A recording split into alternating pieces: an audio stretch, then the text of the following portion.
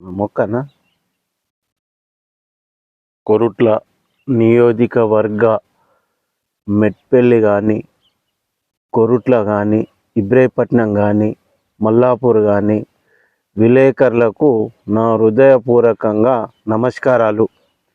మరి ఏదైతే గతంలో జీవన్ రెడ్డి గారు, మదియాష్ గారు నాకు టికెట్ కోసం చాలా ప్రయత్నం చేసిండ్రు.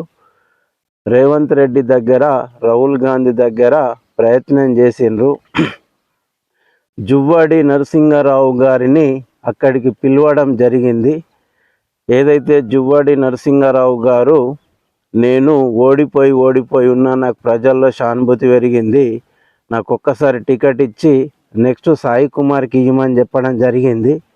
దీనికి జీవన్ రెడ్డి, మదియాష్ కూడా టైట్ చేసి ఇది కంపల్సరీ సాయి కుమార్కి టికెట్ ఇవ్వాలని అంటే నరసింహారావు ఏమన్నాడు అంటే, నేను బీజేపీలోకి పోయి సాయి కుమార్ను ఓడగొడతా, బీజేపీలో ఉంటూ టీఆర్ఎస్కు ఓటేయమని కూడా చెప్తా అని చెప్పడం జరిగింది. దీనికి జీవన్ రెడ్డి, మదియాషు బండి సంజయ్ను కూడా తెలుసుకోవడం జరిగింది. అయితే బండి సంజయ్ కూడా టికెట్ ఇవ్వడానికి ముందుకొచ్చిండు.